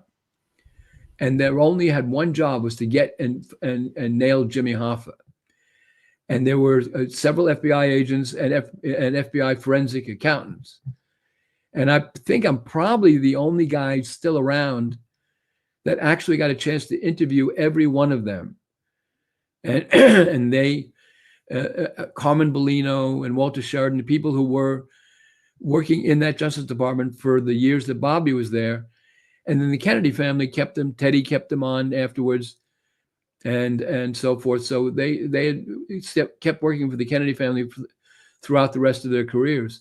But I got to talk to them together in that office for the Get Hoffa Squad, and it was great. But I learned a lot about Bobby and a lot about Marilyn Monroe, and I learned about stories that nobody had really talked about before. And that's what I've told you is one of the great privileges, is to dig out those stories that people don't know about. And the experience about Marilyn in the last week of her life, when she went to a place called Calneva, which was a resort owned by Frank Sinatra, Dean Martin, Sammy Davis, and Peter Lawford, the Rat Pack. They owned this casino, nightclub, and hotel on the California-Nevada border, and they called it Calneva. And Marilyn went there in the last week of her life because she was going through a lot of torment about Jack Kennedy, about Bobby, and she was there, and Frank was there, and there were several explosions. I won't go into it all now because it opens up a whole new can of worms. But I'm planning to write that story, which is called Calneva, and it is about that hotel, because what Frank never told the others in the Rat Pack is that in essence, he was the front man for a guy named Sam Giancana, who was the mob, who really owned the casino, but he couldn't get a gaming license. So Frank and the Rat Pack were the front for the gaming license for this casino. And when Dean and Sammy and Peter Lawford found out what was going on, they left and they didn't want to be part of it any longer. So they quit the casino. But Frank stayed there, and he kept very close contact because he cared very much about Marilyn Monroe and wanted to protect her and make sure she didn't get hurt. And so she had a terrible time in that last week before the end of her life. And the last weekend was basically at Calneva, and everything exploded at Calneva. And that weekend at Calneva is one of the great stories that is yet to be told, and I plan to tell it. That's incredible. That's going to be riveting and eye-opening and pretty intense, huh? I think so. I'm talking about it a lot on. Do I have your permission? I just wanted to mention something about my website and why I want people to go to it. And there it is, right there. Yeah. At hollywoodmedia.com. Hollywood Media, right? I would love people to visit it. What I'm mostly interested, it's going to talk about novels that I plan to do for the future. I'm giving away free books, 5 free books to of Black Sun, because I'm going to have a contest, and the first 5 people that get the right answer are going to get free copies of the book that I'll sign. And what I wanted to do after all these years in the business, I know there are a lot of people out there who want to write and write movies. And I believe I have something to say and something to teach them. So I want to use the website as a way of providing services, providing teaching aids, doing some lectures and blogs and so forth. And I want people to come there because I know I can't guarantee to make you a great writer, but I can guarantee to be able to make you a better writer than you are right now. There's a lot that I can teach that I want to give back to people. And so on that website, We're going to talk about Black Sun. I'm going to invite people to have novels that I'll put up and we'll post there. And I want to have people to vote on. Another contest I want to have is then to vote on a number of novels that I'm going to choose. Which one would they like to see next most? And so I'm going to do a lot of different things to make life easier and more understandable to other writers who want to live the life that I've lived, more or less, of working in the arts and working in screenwriting every day of their lives. I can help you understand that world. That's a beautiful thing you're doing. It's paying it forward and full circle for you, having experienced decades in the industry in film and television as a acclaimed screenwriter, film producer, and director. I do have one question. Back to the Gravy Train commercials, Rin Tin Tin. Did you also work on the one where the dog is chasing the train and the gravy train packages are on the train and the train is going? Yes, that was, I worked on that one. So the train is on the track and the dog is running after the train. And he's standing on top of a whole boxcar of filled with gravy train dog food. Yeah. Well, and so look what we've got. Look what we've got.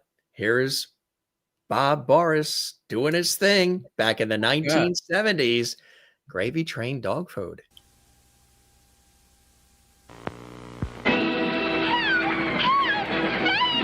There goes your dog, if he were feeling the way he should. And he would if you had him on Gaines Gravy Train. Proteins, vitamins, and minerals, all in heroic proportions. Add water and it makes its own delicious beef-tasty gravy. Make sure your dog gets all the nutrition he needs. Put him on Gravy Train every single day. Gravy Train makes a dog feel like my hero. Rin Tin Tin.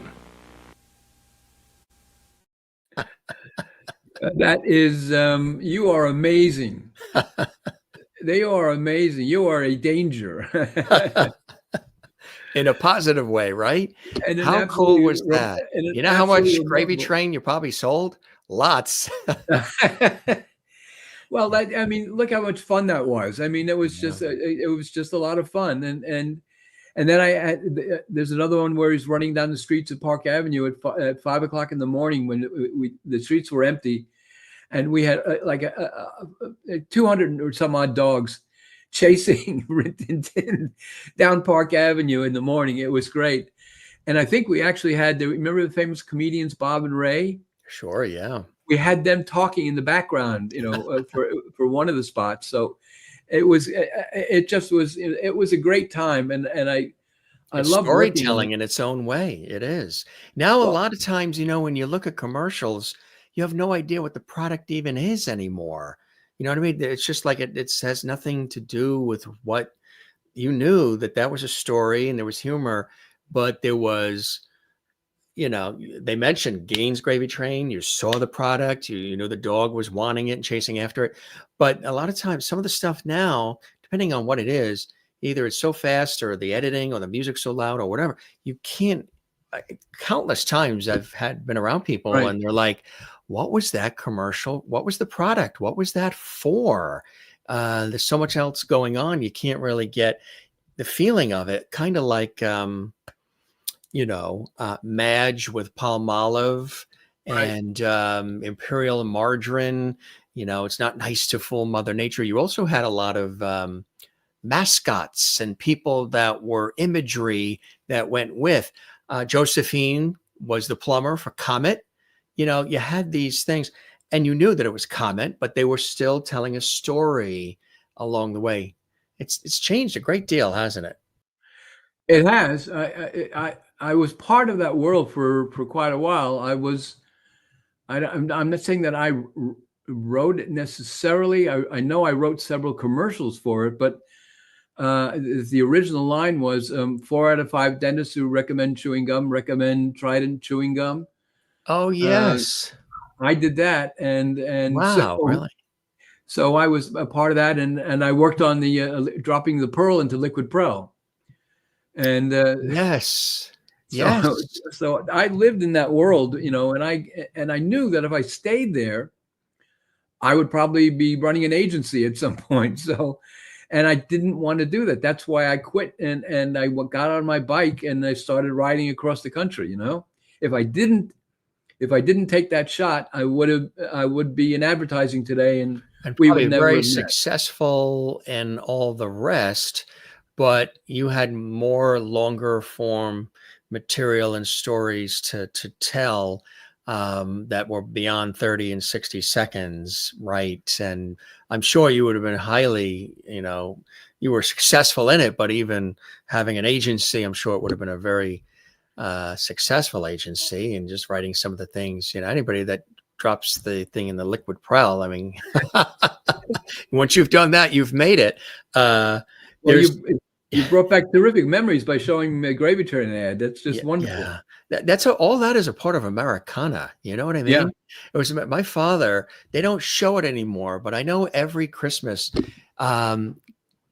he has told me that he would always look forward to the Christmas commercial that Budweiser would do with the Clydesdales, and it would be the musical theme, and it would be snowing, going through some hometown with the Clydesdales, and then the announcer would just come on and say, Merry Christmas from Budweiser. And it's plain and simple and nice and warm, and you didn't need a lot of flash and dash and a lot of talking and script. It was just the Clydesdale horses going through this neighborhood where it's snowing and there's Christmas lights, and then of course Budweiser people are having at the end at their party, and just Merry Christmas from Anheuser-Busch or Budweiser, which was nice, plain and simple, and it had a lot. And every year would look forward to that new updated version of that commercial. They are beautiful memories. They really are. They're good, and those images stay with you for a lifetime. Yes. You know which ones I used to love? And he also mentioned these to me, loved them, and then I watched them. Is the Colt 45 commercials, the original ones? Mm-hmm. You remember the everyday guy in the suit? Yeah. And all these things were going on around him, trees falling and all kinds of stuff happening around him to try to distract him. But he was expressionless, no expression, but he just wanted that Colt 45, and all these things would happen around him, disasters, and he would just be sitting there at this white table in the most obscure places, on a beach, in a jungle, on the ocean, and a shark jumps out of the ocean, knocks the table and chairs, knocks him into the water. Right. And all of a sudden, this woman comes up out of the ocean with a tray and a glass Colt 45 and pours it. And, for the everyday doldrums of life, Colt 45 gets everything back in order. Yeah. Right. Just something simple like that. Well, everything has become exactly what you said, and you put it very well. Everything has become about quick cutting and moving faster and getting it done in a short amount of time. I think it was Edison who basically is the father of filmmaking. Edison said that when he started doing it, first he said you have to change the shot every 20 or 30 seconds. And he said, but I'm realizing the more you look at film, I realize you have to change the shot faster than that. The more you watch it, the quicker shots have to change, the shorter the point has to be made. So that he got down to a point saying, you have to change the camera angle, or to change the shot or move the camera at least once every 10 seconds. And if you watch a movie and try and break it down that way, you'll find you just count 1, 2, 3, and the camera will move. Mm-hmm. The camera starts to move, or the shot changes, or they'll cut to something else. It's because our attention span and the way our eyes and our brain process visual information, it demands that we move faster and faster and faster. And so they've now, I remember the acceptable length of commercial when I was writing commercials was about a minute. 30s were very rare, very rare. Now I think 30s are basically, considered long form, and a lot of commercials are, 15, 20 seconds. So we've really cut down, and we're pushing things through much faster. And you're right to make a comment about that, because that's another significant way our world has changed, that the attention span is much different now, and we encourage for it to get even shorter. Exactly. That would be kind of like us doing this. Shot, shot, shot, shot. Right. You know, that's like playing a video game. That would be a little too much. That's hard to, but if you're 9 years old, you get it. They want exactly. My granddaughter would understand that kind of shooting completely. Jump cut, Yeah, jump the cut, jump faster cut. the better. There's this too. That was an interesting experience. I'd written the script. Yeah, we had an interesting time. It was an independent film. It was a script that started with the head of the studio. I think that was called Trident at the time. It became ultimately did the Trident commercials. It ultimately became Lionsgate. I think Lionsgate, that studio evolved into Lionsgate. But I think the guy who ran the studio had this idea, and since I had done Frank and Jesse at that studio, he and I became friends. And he said, "I have this idea, co-write it with me," which really meant write it and then give me that credit. But he did. He had an idea for what to do. He had an idea about the characters. He wanted to tell this story about, what was it, about nuclear weapons being placed inside embassies in all kinds of foreign countries, American embassies. So they were hidden secret nuclear bombs that were hidden inside the embassy. And he wanted to tell that story. And so we put it together. And then he after all the years that he'd spent building the company, he felt he wanted to make a movie basically on his own dream, his own fantasy, his own, story. He kind of directed it, as I remember. But so it was, I did it because, look, it was his company and that's what he wanted. And I tried to help as much as I could. And it got some good performances in it, but I was not that closely involved once it started shooting. Once it started shooting, I kind of really wasn't there for most of it. It was his show all the way, and he had every right to do it. And so, and he felt a very personal connection to it. So that was one of those films that was made because the owner of the company wanted to make it, and he wanted to basically try his hand at a little bit of screenwriting, a little bit of directing, a little bit of actual producing. He wanted to do it all. And some of it came out pretty nicely. You were involved in this one too? Yep. I had met this young boy who I forget his name for the moment, but he was very famous at that moment in time, that brief flicker of time when fame hits you. Terry Hulk Hogan? No, not Hulk Hogan. He's a superstar. It was a little boy. He was about 10 years old, 12 maybe, something like that. And he had an incredible body. His father was a body, trainer. Yeah. And the kid was basically, looked like little Hercules. I mean, he basically had, Arnold Schwarzenegger's body at the age of 10, and he had clearly muscles. He had abs. He had the whole Megillah. And it was a remarkable specimen. I don't know what he went through to get there, and I wasn't part of his family life, but he was a remarkable and a really good kid, a wonderful heart, and really sweet. And so they wanted to make a movie with him as the star, as little Hercules. And so independent money came and became involved and started to make this movie. We got Hulk Hogan, the Big Show, who was a very popular wrestler at that time, a big, huge guy. He was in it. So it had Robin Givens was in it. Oh, yeah. John Hurd was in it. And so it was a nice little movie, but it's meant to be a fantasy, about Hercules getting a chance to try and be a boy. Right. And so he comes back to Earth, and he doesn't tell anybody on Olympus where he's going. So he goes and basically tries to see what it's like to be a normal kid. And so it was a good odyssey. A lot of hands started dipping into it, and it became an uncomfortable situation. Sometimes And that happens. Yeah. it happens, but the idea was a good one, and Hulk was just working with Hulk Hogan was a kick.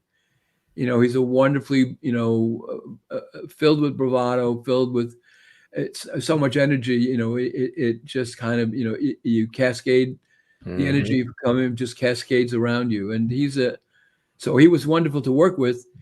And you know, but the movie it got way too complicated, and too many cooks spoiled the broth. So In the kitchen, yeah. Were you involved with this too?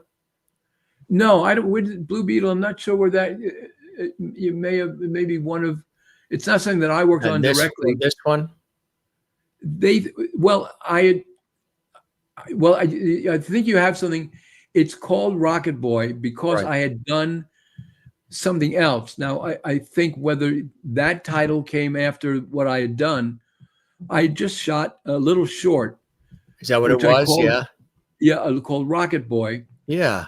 And basically it was pretty good, and it was beautifully done, and it looked really strong. But it was only a short. You know, it was tried to set up. It was what we would call a sizzle reel. Right. It was trying to get people interested in putting up the money to make the movie. Yeah. So that's all I had done was this short about a little boy who's been injured and has lost both of his legs, and his father wanted to do something for him, and he built him basically an apparatus that he could walk, and it also had a propellant on it so that he, in essence, could fly.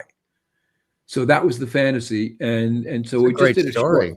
Yeah. So we did the short, you know, so to give you a sense of what it was like and what you could do, and we gave some examples of how the boy would take off and how he would fly, and that's all we did. Now somebody may have put a poster together, and Rocket Boy, and may have done something with it to try and raise the money. Great but idea. I don't think it was ever made, and if it was, I wasn't part of the film. I just wrote the part of the essence of the theme. Yeah, I just wrote the short, and which is to help raise the money. Exactly right. What have you not done that you want to do, Bob? Well, I think what's happened now with Black Sun, because it's been received well, and I'm hoping that people will read it and enjoy it, and I think they will if they give it a chance.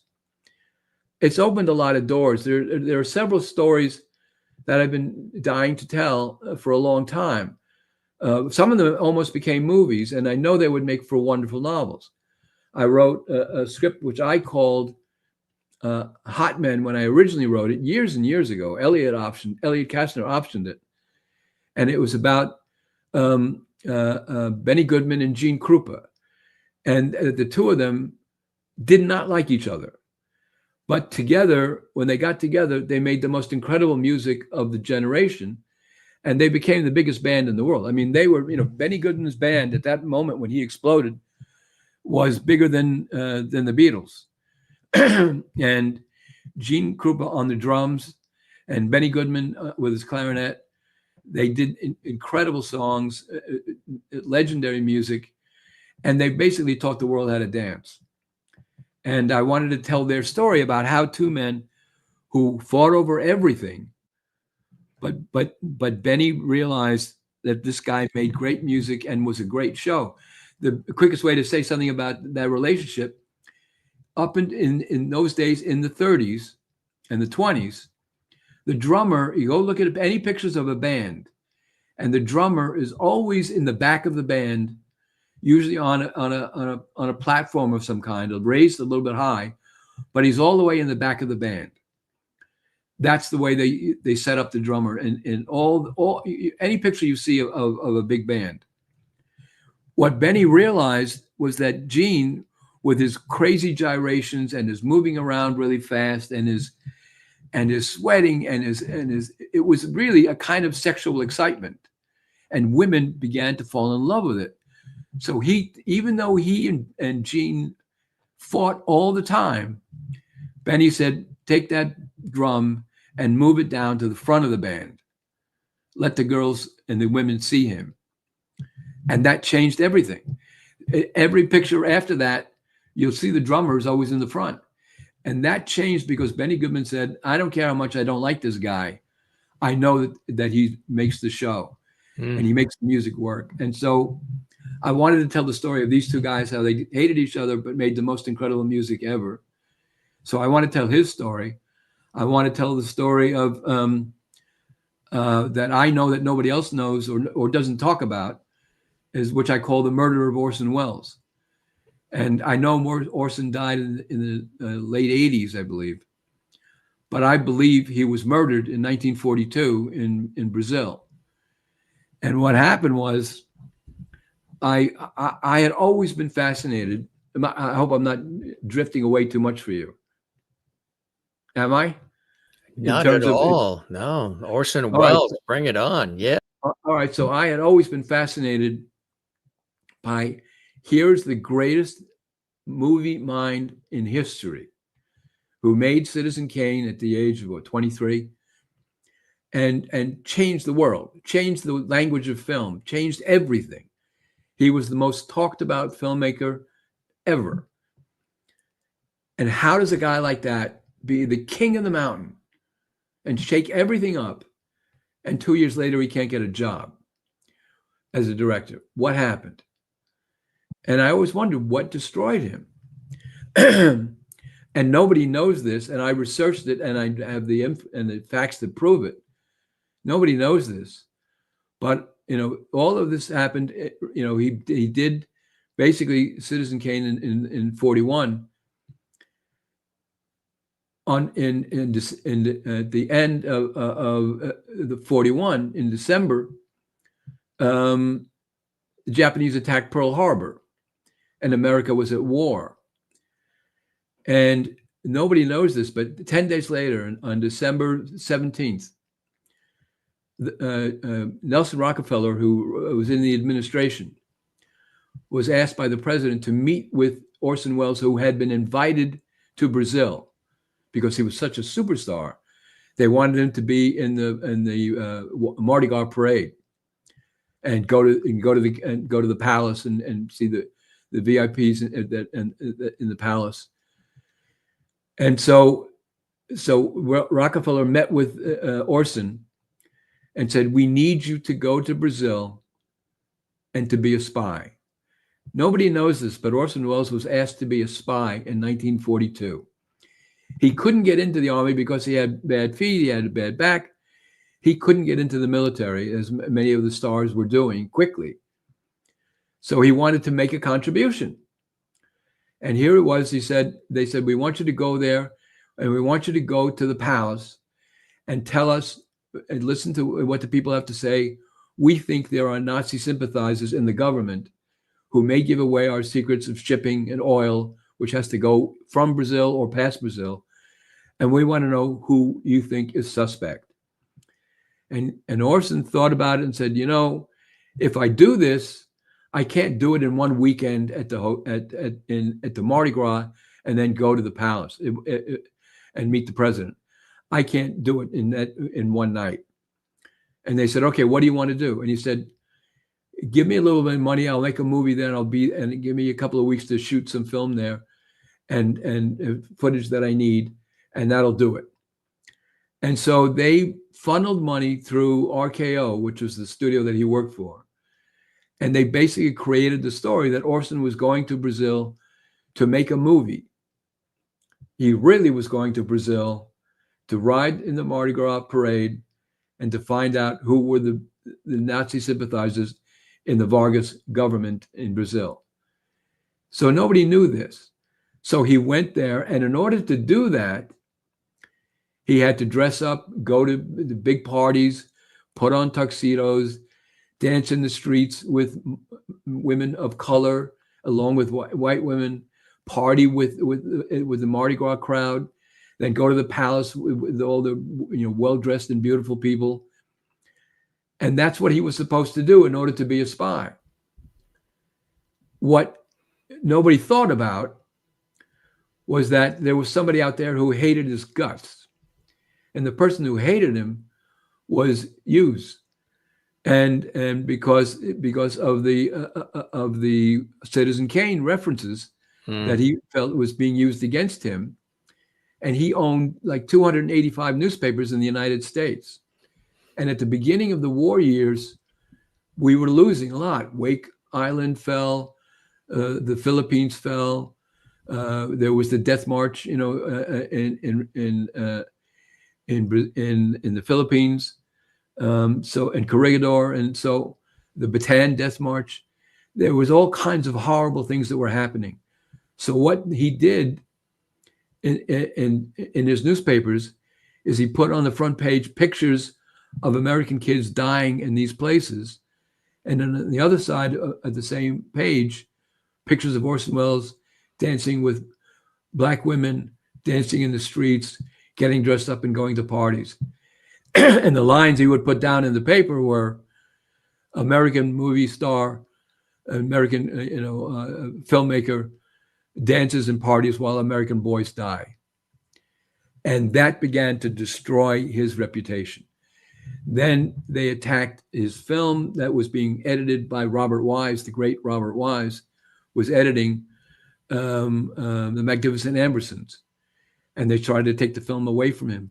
They did everything they could to destroy Orson, all while he was trying to do work for the government of the United States. And nobody knew it.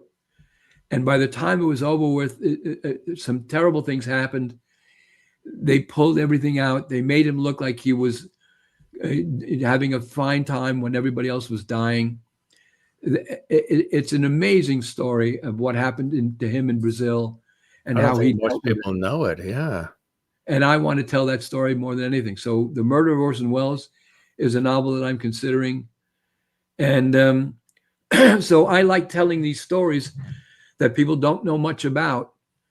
And so Cal Neva and The Murder of Orson Welles are just two of them that I want to tell. I talk about that on my website, and I want other people to talk about their novels. Exactly right. Incredible work you're doing and have done for decades in film and television for all of us. And now I'm just most proud of Black Sun. And now and I hope and I'm I'll make sure that you have your copy, but I want people to, because it has something to do with what's really important that's going on in our world. Yeah. And it's a thrill ride that they won't forget. And I'm very proud of the way it came out. And I'm very pleased with the people who responded, like Kirkus, with some good reviews. And I think it's a spellbinder. One thing you are not, Bob Boris, you are not a man with no name. Wow, that made your name in this industry. You've reintroduced me to a lot of parts of me that I forgot all about. I tell you, right? When you look back at it, it's kind of like Ralph Edwards, This Is Your Life, but in a conversational style. This is how we do it here at the Jim Master Show, my friend, and really appreciate your generosity of time in telling these extraordinary stories, some never heard before, and sharing them with us here and our viewers who have been watching and following along and have been loving every second of this. This was really a tremendous conversation, and congratulations on the book. Black Sun. You can go to Amazon, Barnes & Noble, and everywhere books are sold. And also check out the website, which he's very proud of, Hollyword, W-O-R-D, hollywordmedia.com. Robert Boris, Bob, is here as our special guest. And I hope you enjoyed the time with me as much as I absolutely have with you, Bob. This was truly a delight and a pleasure. Well, you do a remarkable job. I think you are a wonderful host, and you know how to talk to people and make them feel comfortable and make them want to tell some of the things that they haven't often spoken about. I think you do, and your fans have every right to be proud of you and what you do, and to share the excitement that you find in telling these stories and helping to share a great part of American culture. You do that all the time, and I think that's incredible. I admire your efforts, and I feel very privileged to be part of it. The pleasure is all mine, Bob. Absolutely. We're going to keep that porch light on for you. Thank you for those kind words. Matter of fact, my father, who comes originally from New York City. You'll love this witty line. I've sprinkled it into this series every once in a while, but it's something that I've heard and said for many years. My father, when I was about 7 or 8 years old, this is his New York Irish humor. He said, now, Jim, now I'm the fifth James, so back then it was Jimmy. Jimmy, always remember when somebody says something kind or nice to you, be sure and always take the time to thank them. Thank them for the kind words and that you appreciate them. Then ask them to please put those words in writing and address it management. That is a wise man with incredibly wise advice. Yes, and a wicked, dry Irish sense of humor for sure. And so true, I tell you. It's incredible. There was something in the water in Astoria as well, I think.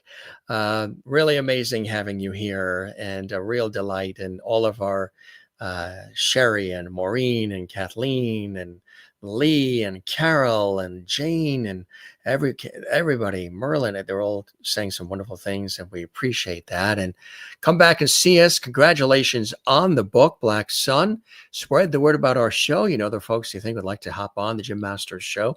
Do it sort of in the style of Dick Cavett and Johnny Carson and Merv and Mike Douglas and Regis, conversations with a modern vibe maybe. And a pleasure to have you here, Bob. Really appreciate all the time and continued success and making us think and making us feel in the way that you do. Thank you so much. I would love to come back and talk to you about the stories you'd like to hear and the stories you'd like to tell. We will be here. The porch light will be on, and we'll be right here waiting for you. Bob, thanks for stopping by the Jim Masters Show. An honor and a pleasure. Let's stay in touch, new friend, and let's stay connected, okay? It's been great. 2 New York kids that made good. We'll go for pizza and bagels. Now you're talking. Now you're talking. Yes. Have you found some good ones in San Antonio? There are no good ones except in New York, and you know it. Stop torturing me. Don't even. Do you have a FedEx driver? Maybe we'll ship some from the East Coast. I'll take one bagel, $100 a bagel. It's fine with me. Send it my way. We'll send you some bagels and some pizza from New York for our New York side, and then our New England side. My mother's side's the New England side. We'll send some lobsters and clam chowder, and we'll have you all fixed up. Oh boy, you really believe in leaving with a bang, don't you?